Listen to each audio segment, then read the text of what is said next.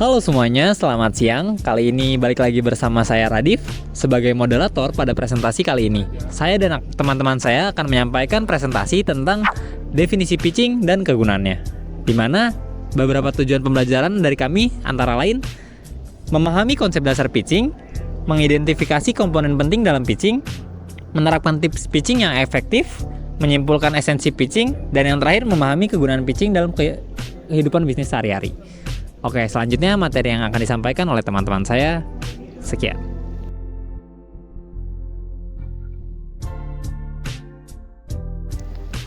Sebelumnya kalian udah pada tahu belum sih apa itu pitching? Ya, pitching adalah proses menyampaikan ide, produk, layanan, atau proyek kepada audiens tertentu seperti investor, klien, maupun mitra bisnis yang bertujuan untuk mendapatkan pendanaan atau persetujuan lainnya. Pitching biasanya dilakukan dalam waktu yang singkat, seperti 3 menit atau sampai 5 menit. Dengan fokus pada nilai jual utama atau keunggulan yang akan ditawarkan oleh sang pitchingers. Baik, berikut ada pengertian pitching secara lebih mendalam. Pitching tidak hanya sekedar mempresentasikan ide atau produk, tetapi juga seni dalam membangun koneksi emosional kita terhadap audiens, dengan meyakinkan mereka bahwa gagasan yang disampaikan layak untuk mereka dukung. Pitching bisa berupa presentasi lisan, proposal tertulis, atau bahkan video. Secara umum, pitching memiliki beberapa karakteristik utama. Yang pertama, singkat dan padat. Yang kedua, persuasif. Yang ketiga, berorientasi pada solusi. Dan yang keempat, menunjukkan keunggulan produk.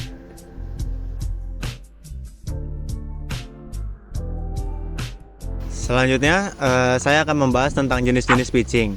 Nah, yang pertama itu ada investor pitching. Investor pitching itu bertujuan untuk mendapatkan pendanaan dari investor atau venture capital. Lalu, selanjutnya ada sales pitching. Sales pitching itu bertujuan untuk meyakinkan pelanggan ataupun klien untuk membeli produk kita ataupun jasa yang kita berikan. Lalu selanjutnya ada corporate pitching. Corporate pitching itu tujuannya meyakinkan pemangku kepentingan di perusahaan untuk mendukung proyek atau inisiatif. Lalu selanjutnya ada creative pitching. Tujuannya itu menawarkan konsep kreatif dalam industri seperti periklanan, perfilman ataupun desain. Lalu selanjutnya ada elevator pitch.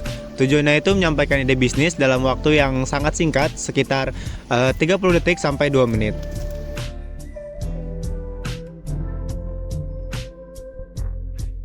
Oke, lalu pitching juga dibagi berdasarkan format penyampaian. Yang pertama ada verbal pitching, yaitu pitching yang disampaikan langsung dalam pertemuan, presentasi, atau networking event.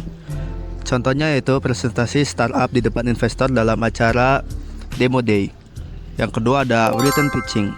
Pitching dalam bentuk dokumen tertulis seperti proposal bisnis atau email penawaran. Contohnya itu pengajuan proposal, sponsorship untuk sebuah event besar. Lalu yang terakhir ada video pitching. Pitching dalam bentuk video kreatif yang menjelaskan ide bisnis atau produk. Contohnya itu kampanye crowdfunding yang menggunakan video promosi di platform seperti Kickstarter.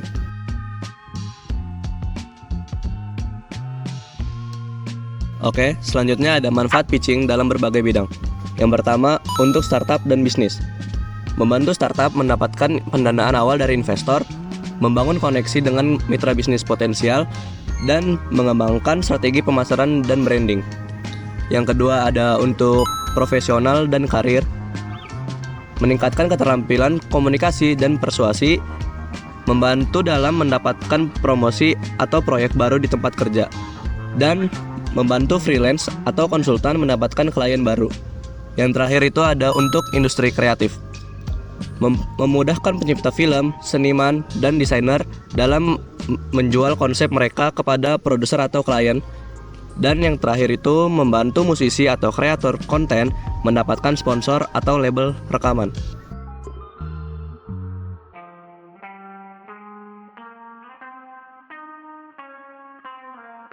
Baik, selanjutnya saya akan menjelaskan strategi dan teknik pitching yang efektif. Untuk berhasil dalam pitching, diperlukan strategi yang terstruktur. Berikut adalah langkah-langkah dan teknik yang dapat diterapkan. Yang pertama ada struktur pitching yang baik, di mana pembukaan yang menarik. Gunakan cerita, data mengejutkan, atau pernyataan retoris untuk menarik perhatian. Yang kedua, ada identifikasi masalah yang relevan. Jelaskan tantangan yang ada di pasar atau kebutuhan yang belum terpenuhi. Yang ketiga, ada solusi yang ditawarkan. Presentasikan produk atau layanan sebagai jawaban atas masalah tersebut. Yang keempat, ada keunggulan dan diferensiasi. Jelaskan apa yang membedakan solusi Anda dari kompetitor. Yang kelima, ada model bisnis dan monetisasi. Tunjukkan bagaimana bisnis Anda menghasilkan keuntungan. Dan yang terakhir, ada CTA atau Call to Action, adalah ajakan bertindak yang menjelaskan langkah berikutnya yang diharapkan dari audiens.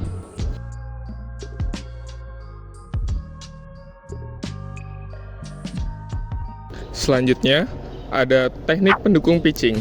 Yang pertama, menggunakan data dan bukti yang kuat. Menunjukkan statistik, studi kasus, atau testimonial untuk mendukung klaim. Yang kedua, ada gunakan visual yang menarik. Slide presentasi yang profesional dan infografis dapat meningkatkan daya tarik. Yang ketiga, ada latihan dan evaluasi. Latihan berulang kali untuk meningkatkan kepercayaan diri dan kelancaran presentasi. Dan yang terakhir, ada sesuaikan dengan audiens. Gunakan bahasa dan pendekatan yang sesuai dengan audiens yang dituju.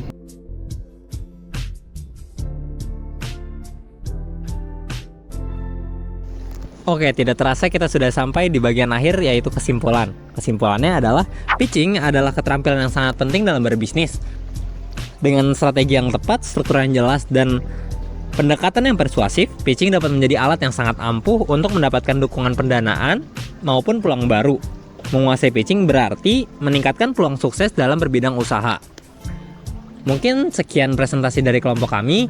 Kurang lebihnya saya mohon maaf. Terima kasih. Sampai jumpa di presentasi selanjutnya. Salam Pitchingers.